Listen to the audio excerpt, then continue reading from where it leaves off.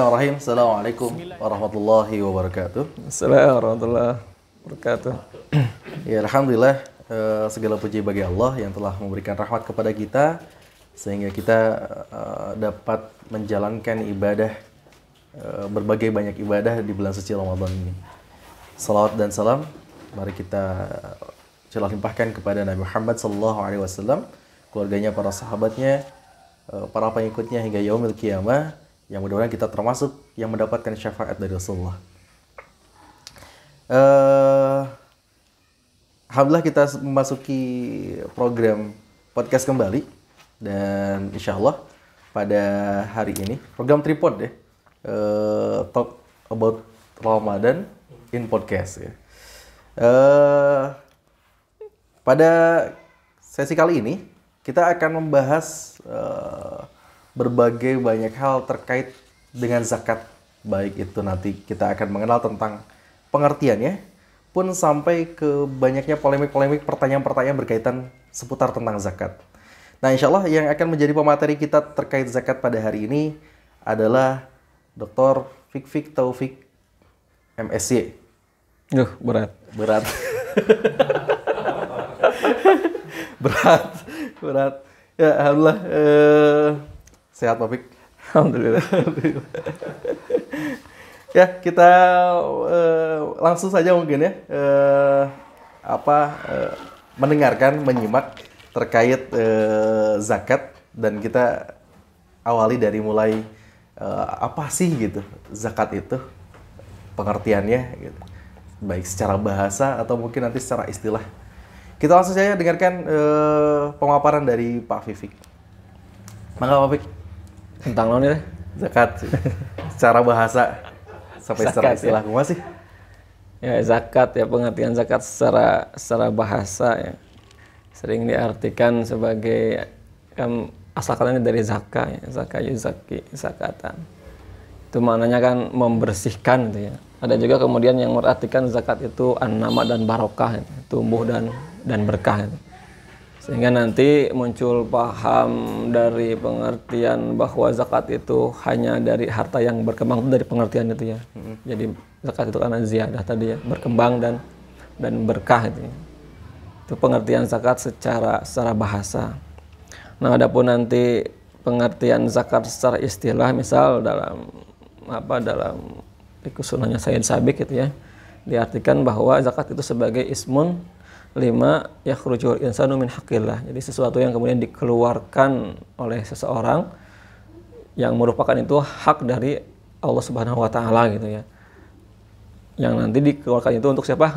Ilal fuqara, untuk para fakir miskin, atau mungkin nanti ada yang disebut dengan mustahik zakat. Itu pengertian zakat secara singkat ya, secara istilah dan secara bahasa. Mungkin itu. Kalau misal zakat dari ini ya, dari sejarah pensyariatannya itu kapan sih diberlakukan tentang zakat tuh? Kemudian juga ya gimana gitu tentang pensyariatannya? Zakat ini disyariatkan setelah hijrah ya, kalau tidak salah. Setelah hijrah syariatkan zakat itu. Dan kalau misalnya kita mau runut sejarah, sebetulnya zakat ini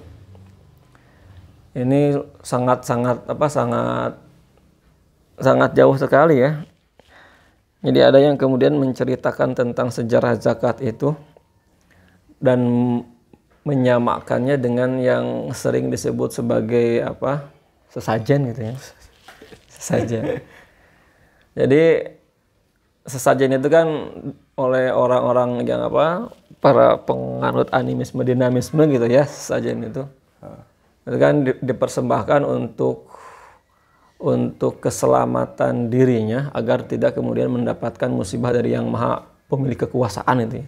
Tapi kan dalam kepercayaan animisme dinamisme gitu ya. Dalam kepercayaan animisme dinamisme. Jadi ada zat yang kemudian memiliki kekuasaan untuk memberikan manfaat dan madarat itu ya. Nah, kemudian agar tidak mendapatkan madarat dan mendapatkan manfaat, maka diberikanlah sesajen gitu ya. Sesajen. Nah, konsep itu hampir sama dengan zakat sebetulnya. Jadi kita pun mengeluarkan zakat itu karena memang kita patuh terhadap aturan yang maha kuasa gitu ya, agar kemudian Allah tidak menyiksa kita nanti di akhirat dengan ancaman-ancaman orang-orang yang tidak membayar zakat gitu ya. Juga kita agar mendapatkan kebaikan keberkahan dalam harta kita gitu ya. Nah itu cuma mungkin nanti konsepnya kan kalau dari animisme itu nanti ada turun ya, dari sesajen turun menjadi upeti oleh raja gitu ya. Jadi zaman animisme dinamisme itu sesembahan itu diberikan kepada yang gaib ya, zat yang memiliki kekuasaan dan kemadorotan gitu ya. Nah kemudian ketika muncul ada konsep kerajaan gitu ya, maka si sesajen itu dialihkan gitu ya, asalnya diberikan kepada yang maha kuasa, sekarang diberikan kepada raja. Makanya nanti ada istilah teokrasi itu raja itu sebagai titisan Tuhan gitu ya. Jadi yang asalnya ke sesembahan kembali diberikan kepada raja. Nah sekarang di konsep Islam itu lebih komprehensif ya, zakat itu diberikan kepada mustahik zakat atas nama Allah gitu ya.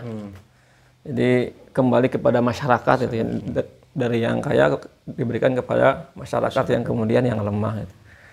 Kan nanti di konsep hikmah zakat itu kan sama ya, semua akad tabaru itu, semua akad kebajikan yang bersifat material itu kan kayak layakuna duratan bainal agniya'i minkum gitu ya. Jadi agar kemudian terjadi pemerataan atau pendistribusian kekayaan, jadi tidak menumpuk pada satu orang gitu. Maka nanti konsep zakat yang luar biasa dalam Islam ini nanti pun diadopsi juga oleh konsep pajak pembangunan gitu ya, pajak untuk pembangunan. Nah, memang konsep zakat pun ini dikeluarkan atas nama kepatuhan kepada yang maha kuasa, agar kita kemudian terhindar dari celaka dan mendapatkan manfaat atau keberkahan harta gitu ya. Dan di sisi lain zakat itu kemudian disalurkan ke masyarakat untuk pembangunan masyarakat. Jadi untuk kesejahteraan ekonomi masyarakat, untuk pembangunan bangsa dan negara gitu ya. Jadi intinya untuk kemajuan ekonomi masyarakat juga gitu ya. Itu memang konsep zakat yang sangat luar biasa ya, yang asalnya dulu cuma untuk raja saja gitu ya, untuk masa upeti itu sekarang dari masyarakat untuk masyarakat lagi gitu. Ya. Itu memang luar biasanya konsep zakat dalam Islam gitu ya, atau konsep upeti dalam Islam gitu ya. Jadi sejatinya zakat itu harusnya, bukan seharusnya, memang konsep zakat itu akan berdampak pada kemajuan ekonomi ya. Ya betul, memang harusnya seperti itu. Jadi memang kalau mungkin sudah banyak ya orang yang kemudian para cendekiawan yang bicara tentang potensi zakat di Indonesia ya, dengan jumlah masyarakat umat Islam yang mayoritas gitu ya. Kemudian tapi ternyata potensi zakat yang terserapnya baru sangat sedikit sekali gitu ya. Itu kan menjadi PR juga buat para pengelola zakat itu ya. Atau mungkin di pemerintahnya gitu ya. Karena memang sampai sekarang di undang-undang itu tidak ada ya kemudian yang memaksa, yang mampu memaksa orang untuk berzakat. Padahal kan dulu pada zaman Nabi dan kehilafahan itu kan ada hukum yang menaungi ya.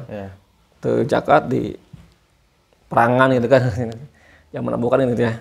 Nah, zakat diperangi. Sekarang kalau maksudnya ada undang-undang yang memberikan sanksi bagi yang tidak berzakat, mungkin akan lebih tergali potensi zakat itu sebetulnya. Cuma kan sekarang belum ada undang-undang yang memberikan sanksi kepada orang yang tidak berzakat.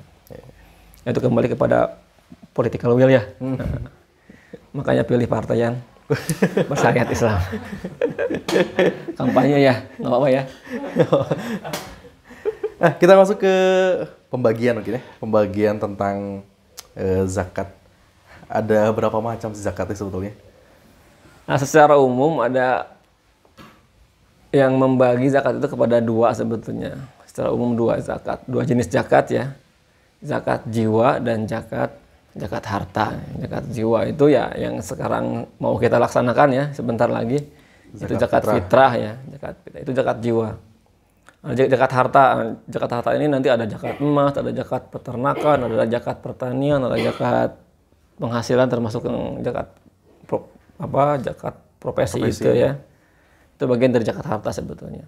Jadi termasuk kategori zakat harta. Jadi dua itu. Yang membedakan antara zakat fitrah dan Nah, untuk zakat fitrah ini unik ya. Unik sehingga orang yang menerima zakat juga bayar juga zakat fitrah gitu ya. ya, yang Jadi menerima juga dapat bayar zakat fitrah juga. hampir dikatakan mungkin tidak ada nisab ya. Kalau nisab jadi maksudnya nisab yang dikenal dalam zakat harta ya. Kalau dalam zakat fitrah itu nisabnya bukan 85 gram emas, bukan ya. Kemudian tidak ada haul. Dan haulnya pun bukan setahun itu ya. Ya kalau mestinya kita mengatakan nggak ada berarti ya bolehlah. Karena dalam zakat fitrah itu selama masih ada sisa untuk kebutuhan satu hari itu, kemudian masih ada sisa gitu ya. Misal kebutuhan kita dalam satu hari itu cukup dengan beras 1 liter gitu misal ya. Kemudian kita masih punya beras itu di rumah misalnya nanti 4 liter. Nah, kita berarti harus mengeluarkan zakat fitrah. Makanya mungkin di kita sering ada gitu ya. Dia sudah menerima zakat gitu ya. Nah, beras hasil dia dapat zakatnya kemudian dia berikan lagi untuk zakat gitu ya. Untuk zakat fitrah gitu ya. Nah, itu memang karena dalam zakat itu ya, dalam zakat fitrah itu jadi selama memang ada kelebihan untuk satu hari itu harus dizakatkan. Jadi perbedaannya kalau zakat fitrah itu memang semuanya juga wajib untuk membayar zakat. Ya. Kalau zakat mal nanti ada ketentuan dari nisab. Ada nisab, ada haul ya. Terkait nisab dan haul ini perlu dijelaskan mungkin ya. Karena belum semua paham tentang itu. Apa sih nisab? Panjang ya. Panjang ya. Ada zakat, nanti ada zakat peternakan, kemudian zakat pertanian gitu ya, sekian wasak gitu ya. Kalau zakat peternakan kan ada dari berapa? 4 sapi gitu ya. Kemudian 1 domba. Tapi secara umum itu hampir rata di 85 gram emas gitu ya untuk zakat harta itu. Dan zakat profesi, kemudian zakat penghasilan, kemudian zakat. Mungkin dari istilah bahasanya dulu Pak Fik. Nisab itu apa? Ya, haul itu apa? Gitu. Kalau nisab itu jumlah minimal ya, jumlah minimal harta yang bisa dijakati gitu ya. Jadi ketika memang kemudian masih di bawah nisab, maka kewajiban zakat itu tidak ada gitu ya. Kalau sudah tercapai nisab, maka itu menjadi kewajiban zakat. Kemudian kalau haul itu jangka waktu harta tersimpan gitu ya. Jadi misal yang 85 gram emas itu kalau misalnya sebelum setahun sudah berkurang gitu ya, bisa jadi tinggal 80 gram emas itu ya, maka itu sudah tidak lagi ada kewajiban zakat itu ya. Jadi selama memang sudah mencapai haul baru, jadi yang 85 gram itu sudah setahun baru kemudian ada zakatnya. Ya seperti itu. Ya, itu berkaitan tentang pengertian sejarah pensyariatan dan sekilas tentang pembagian zakat. Nah, mungkin kita akan langsung masuk ya terkait polemik di masyarakat nih, polemik di masyarakat, pertanyaan-pertanyaan yang menjadi polemik gitu tentang zakat ini. Ini ada beberapa daftar pertanyaan dari netizen. Berat netizen. Ya, pertanyaan pertama Pak Fik. Ini nih, zakat antara uang dan makanan pokok mana yang lebih ahsan dibayarkan? Mana yang lebih baik dibayarkan? Apakah uang atau makanan pokok sih sebetulnya? Ini ya, ini kalau kita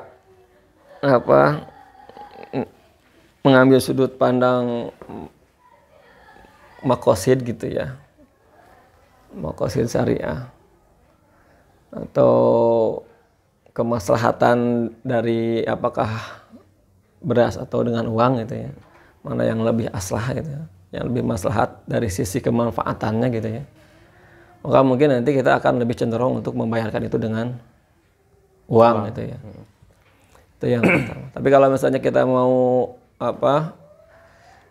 dari perspektif bahwa yang dicontohkan oleh Nabi itu berupa makanan gitu ya, yang kemudian dikiaskan dengan beras gitu ya. Kan dulu kan gandum dan kurma ya, kemudian dikiaskan dengan beras.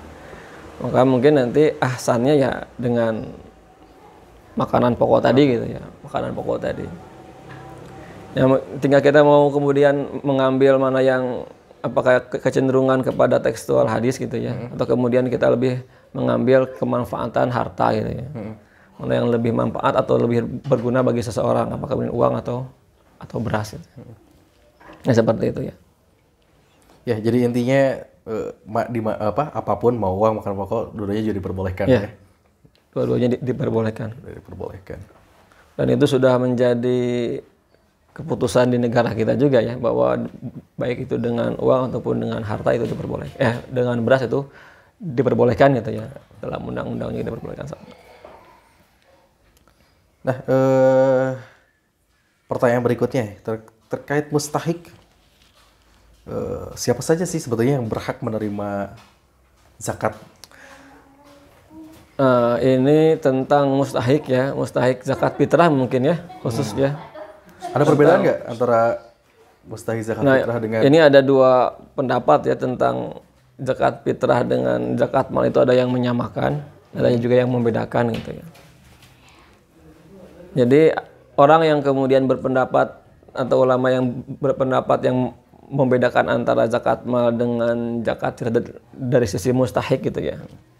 Ini mereka mengambil dalil tentang tu'matan lil masakin gitu ya. Waktu khuratan lisoimin kan gitu ya. Jadi zakat fitrah itu tu'matan lil masakin waktu khuratan lisoimin. Jadi ini katanya menjadi batasan bahwa zakat fitrah itu hanya diperbolehkan untuk orang miskin saja. Jadi bukan 8 asnaf ya. Jadi katanya harus makanan dan harus untuk orang miskin, karena hikmahnya tuh tu'matan lil masakin. Kemudian tapi kalau misalnya kita mau menjadikan itu sebagai batasan tu'matan lil masakin, maka kita pun harus menjadikan tuhratan lisoimin pun jadi batasan gitu ya, sehingga orang yang tidak saum nggak usah dijakati gitu ya. Kalau memang mau menjadikan itu sebagai batasan gitu ya. Maka untuk yang tuhratan lisoimin pun orang yang kemudian tidak saum seperti anak kecil misalnya yang belum taklib, berarti itu pun tidak perlu dizakati. Harusnya seperti itu pemahamannya kalau menjadikan tu'matan lil masakin itu sebagai batasan. Maka kemudian yang dianut di negara kita ya kembali kepada 8 asnaf itu ya. Jadi yang menerima zakat fitrah itu ya 8 asnaf itu. Siapa aja itu? 8 asnaf itu ya Fukoro, masakin, gorimin, ibnu sabil, sabilillah, kemudian itkun memerdekakan hamba sahaya gitu ya. Ibnu sabil, ulang ya. Inama sadaqatul lil fuqara'i wal masakin. Fakir, miskin. Kemudian wal gorimin, wa ibni sabil, wa sa'ilin, wa fi riqab. 8 ya. Berapa itu? 68. 8 asnaf ya. 8 asnaf ya. Sabilillah termasuk amilin ya. Sabilillah kemudian amilin. Jadi pas 8 ya. Ada nggak perbedaan sebetulnya dari antara fakir dan miskin itu apa sih sebetulnya? Nah, ini ada fakir miskin tuh ada yang menyebutkan dua juga ya, mana yang lebih parah gitu ya. Ada yang lebih parah miskin, ada yang lebih parah fakir gitu ya. Memang secara keseluruhan ada dua terminologi ya, yang kemudian memiliki penghasilan tapi tidak cukup dan yang sama sekali tidak memiliki penghasilan. Itu mah ada mana wae pakaiannya miskinnya mangala namanya, ada dua terminologi ya, ada yang kemudian tidak punya penghasilan, ada yang kemudian punya penghasilan tapi tidak mencukupi. Nah, itulah fakir dan miskin.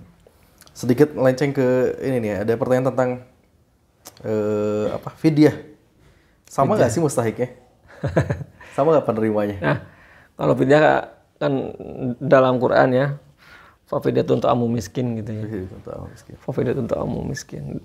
Dan ini tidak ada kalimat pasti kalau fidyah mah bagi yang tidak saum ya. yang merasa berat punya kewajiban untuk saum tapi merasa berat untuk melaksanakan saum akhirnya membayar fidyah gitu ya. Nah, ini tidak ada tidak seperti tadi zakat fitrah ya kan ada tu'mat ada tapi kemudian tidak bisa dijadikan batasan gitu. Nah, untuk fidyah ini mungkin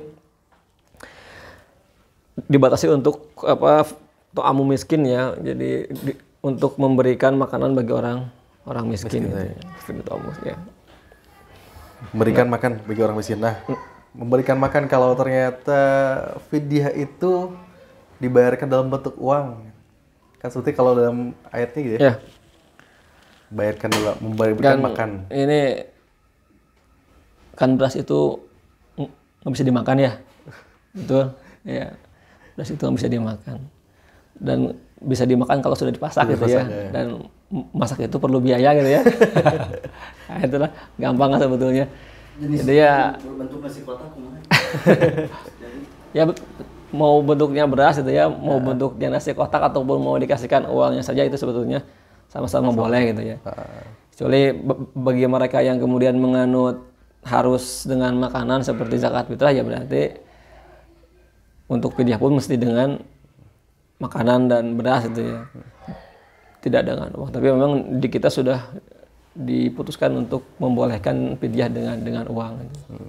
Ya kita kembali kepada keputusan di negara kita saja ya karena memang prinsipnya kan hukmul hakim yarfa'ul khilaf ya.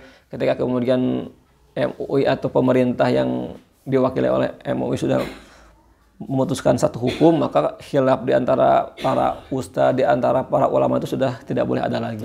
Harus ikut kepada fatwanya negara gitu ya, fatwanya negara. Ya seperti itu mungkin untuk fidyah ya. Fidyah. Ya, kembali terkait mustahik nih.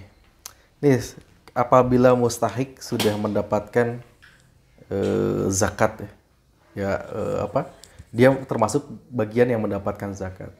Ketika dia sudah mendapatkan zakat, boleh nggak sih gitu ya, si bentuk zakat yang dia terima ini, baik itu beras sama ya, ketika beras yang dia terima ini dijual gitu, didapatkan dari zakat, kemudian dia jual. Kemudian hasil penjualan itu dibayarkan untuk zakat lagi. Misalnya, ya, boleh nggak sih? Ya. Jelas boleh ya karena memang itu sudah menjadi milik dia pribadi ya. Jadi ketika kemudian itu sudah menjadi milik dia maka dia berhak untuk mengsorupkan atau mentransaksikan dalam bentuk apapun, mau dimakan, mau dijual, mau diberikan lagi itu terserah beliau. Mau dibayarkan zakat lagi pun? Bayarkan zakat lagi silakan. Nggak masalah. Tidak masalah. Nah, terkait kondisi nih, terutama pandemi saat ini ya, banyak layanan-layanan zakat dari lembaga-lembaga zakat ini akhirnya zakat tuh tidak lagi on-site gitu ya. Datang ke tempat, bayar zakat langsung, tapi via transfer nih. Terkait akad dan lain-lainnya nih gimana nih? Zakat via transfer.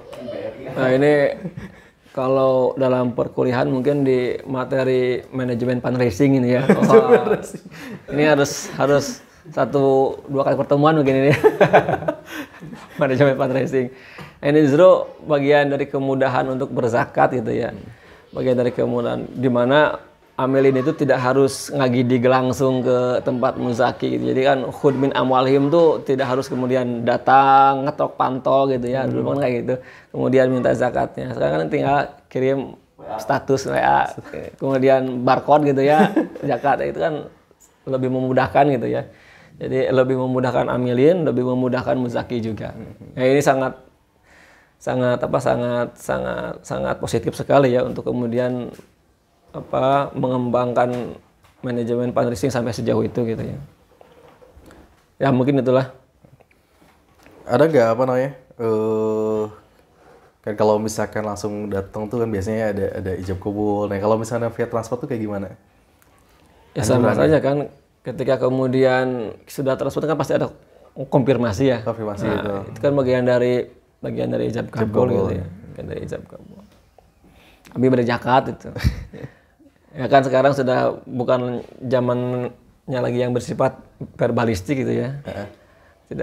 Tidak verbal lagi. Sekarang sudah berbasis tulisan, sudah berbasis digital gitu ya.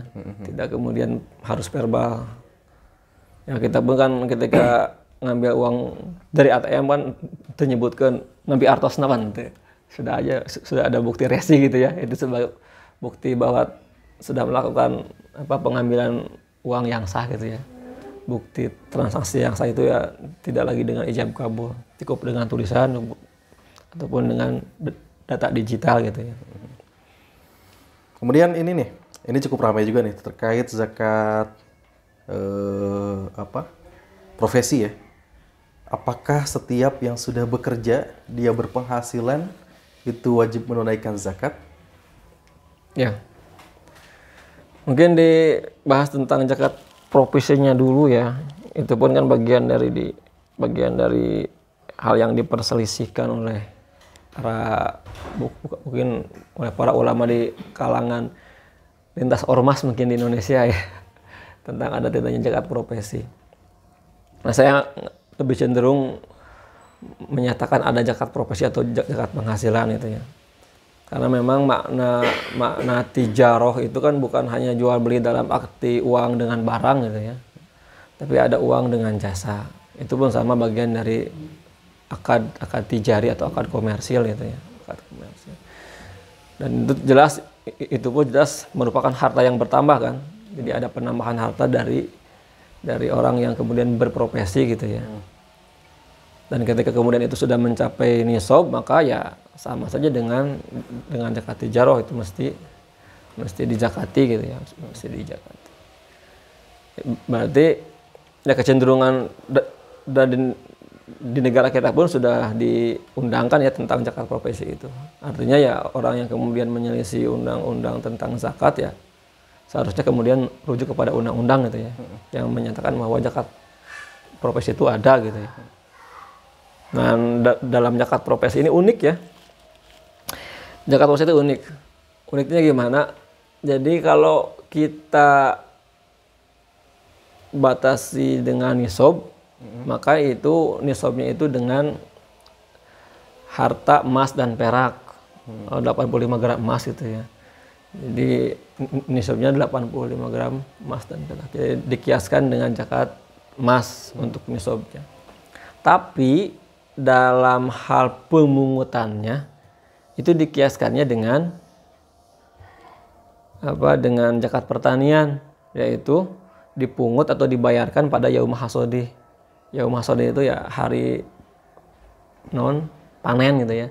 Jadi pas panen keluarkan zakatnya, pas panen dikeluarkan zakatnya. Tapi kalau zakat harta kan, kalau zakat emas kan sebetulnya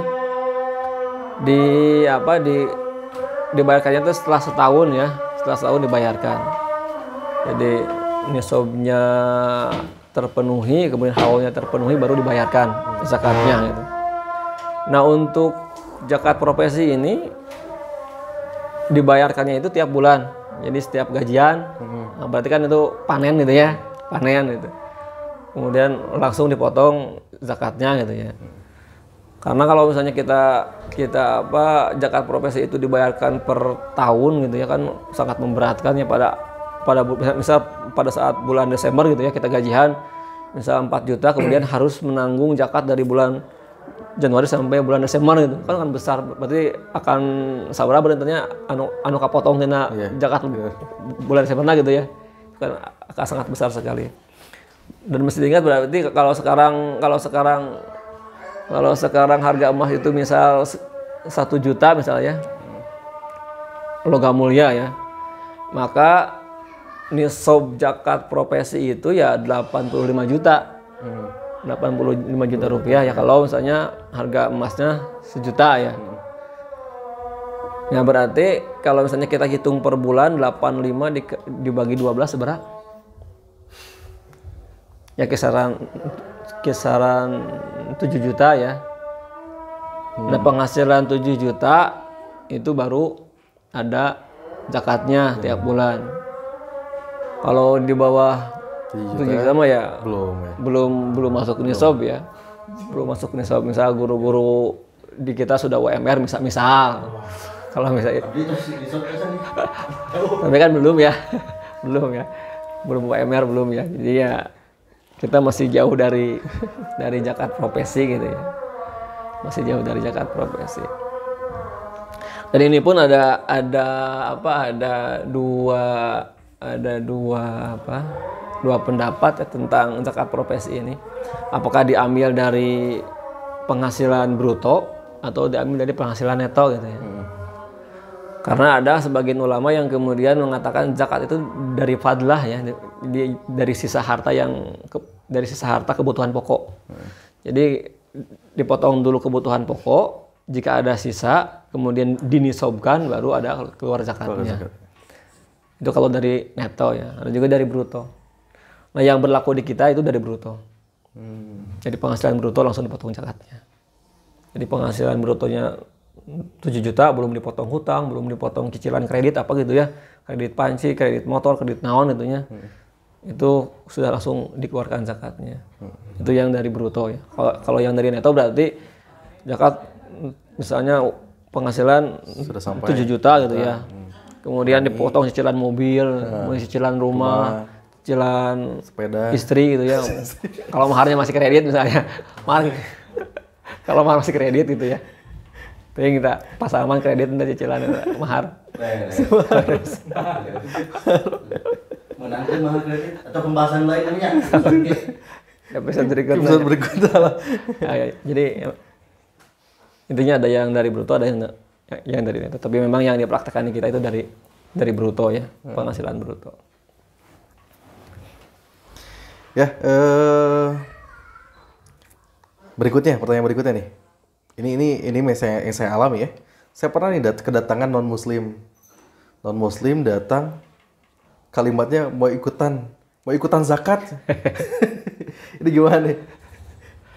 Ya, kalau non muslim kan bagaimanapun kebaikan mereka gitu ya, tetap saja kan nanti haba mansuro ya, jadi tidak ada pahalanya gitu ya, tidak ada pahalanya, dan zakatnya pun nggak akan diterima gitu ya tidak akan berpahala dan tidak akan sah kan, karena memang zakat itu harus orang muslim gitu ya, syaratnya orang muslim. Kalau dulu kan orang kafir itu bayar jizyah ya, bayar pajak, khoroj ya, bukan bayar zakat ya, bayar jizyah. Bayar zakat mah menang dipakai dikasih duit. Ya kalau misalnya kita itu anggap sebagai pemberian biasa gitu ya, bukan zakat ya, tidak masalah ya, tidak masalah. Paling sampai kayak gitu ya, bahwa nggak bisa statusnya zakat. Kalau zakat pun tidak bisa. Ini mah kalau paling pemberian hadiah itu, hibah itu. Itu baru kita bisa. terima pun nggak masalah. Nggak masalah. Kita salurkan pun nggak masalah ya. Selama kita tahu itu bukan dari yang haram gitu ya. Kita tahu itu. Ya, pasti banyak ya, masih banyak begitu sebetulnya terkait pertanyaan-pertanyaan seputar zakat, karena sebetulnya kalau misalkan dibahas rinci juga nggak akan beres ya. Harus setengah semester. Tapi bagi pemirsa semua yang menyaksikan program ini di tema zakat ini, kalau ada pertanyaan silahkan nanti hubungi panitia. Dan infonya kita pun kami informasikan ya, bahwa bagi pemirsa semua yang ternyata belum menitipkan zakatnya ke tempat lain dan mau menitipkan zakatnya ke panitia Ramadan, kami panitia Ramadan Al-Fatwa pun menerima dan menyalurkan zakat, infak, sedekah, fidyah dan wakaf gitu ya. Dan insya Allah kita akan salurkan kepada yang berhak. Baik, mungkin sebelum kita tutup ada kalimat penutup terkait zakat. Ya. Bayar zakat. Ini mungkin tadi ya sedikit tentang bagaimana kita menggugah kesadaran orang-orang untuk berzakat gitu ya. Ini kan zakat ini satu kewajiban yang istilahnya sudah pasti gitu ya. Sudah pasti kewajiban bagi setiap muslim gitu. Baik itu zakat harta, kemudian zakat jiwa gitu ya.